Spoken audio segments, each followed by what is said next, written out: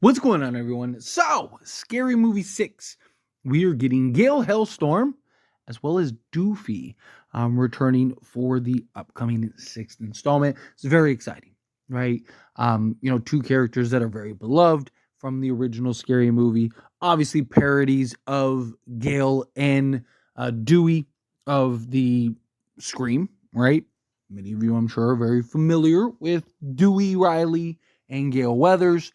Gail Hellstorm. I mean, that one's right on the nose. Dewey, Doofy, again, both both the females are reporters, both the males are cops, right? Like, it's straightforward for those that don't know. But two characters that also had a love story, just like Dewey and Gail. Dewey and Gail had a beautiful, just unfortunately tragic ending to said love story, but they had a love story. And so did Gail and Doofy in the Scary Movie franchise, right? You find out in the end that Doofy was the mastermind and killer all along, right? That Gail Hailstorm ended up knowing and was privy to it. And thus you got the, hey, here is the big twist, the big mystery, right? Ray, Bobby, all they did was just copy a killer that already existed. And then that killer that already existed ended up getting both of them. And then the Bonnie and Clyde right off into the sunset, never to be seen again. And you get the mask on the ground and the no, right? All of that stuff. But in all seriousness, right? Like with both of these characters returning and coming back to the franchise, we should get a backstory, right? I'm not gonna lie, I will be a little disappointed if we don't get like a history lesson on where they've been, what they've been doing, how is life in a post, Ghostface. You enacted your plan, you got away with it. The ultimate, killer, the ultimate ghost, the only killer, the only Ghostface that got away with it, right? I think that we need some type of backstory. I'm not saying you have to spend half the movie or the whole movie explaining every little detail, but we need some insight, right? Like I think it'd be a disservice to go and have this film and then have these characters returning that are two iconic, literally legacy characters in a era in which you have all these legacy characters returning and reprising their roles. You have this love story with these two, and just a very fun, like, part of what made Scary Movie 6, or sorry, Scary Movie period, so great is that you still had the whodunit and mystery behind it, right? Who is it? Who's the killer? Is it somebody we know? Is it somebody else? What are they going to do? How are they going to do? Like, there's just all these different kind of questions. And in the end, it's Ray and Bobby, and you're like, oh, that's great. But then the twist is, no, it's not. It's actually Doofy. Buys it type thing. And then she drops the glass and all stuff. And like, yeah, it's a parody. It's comedic. It's fun.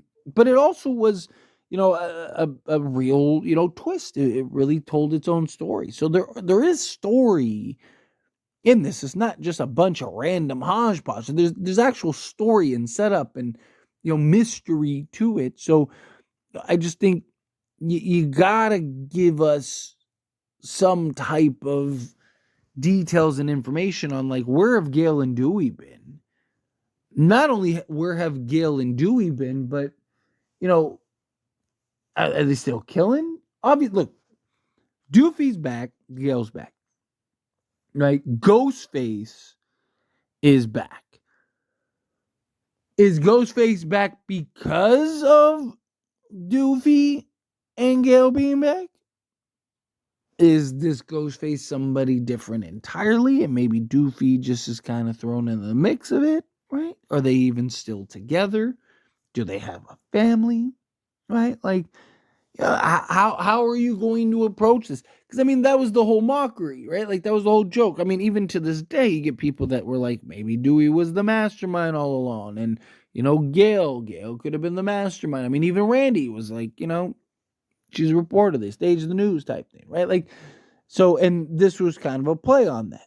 Hey, Dewey and Gail, they ride off in the sunset, but they really were the true masterminds all along, right? Legacy character turned, mastermind killer, right? They did that with the new I Know What You Do Summer, right? Well, you talk about Scary Movie, it mirrors and mimics things like Scream and I Know What You Did Last Summer, and basically all the greatest hits that you had in the original Scary Movie, you could do all over again. So to me, like, we also live in this world where you think of Scream and characters like Stu Macher, right? Think of how much people love and want Stu Macher to return,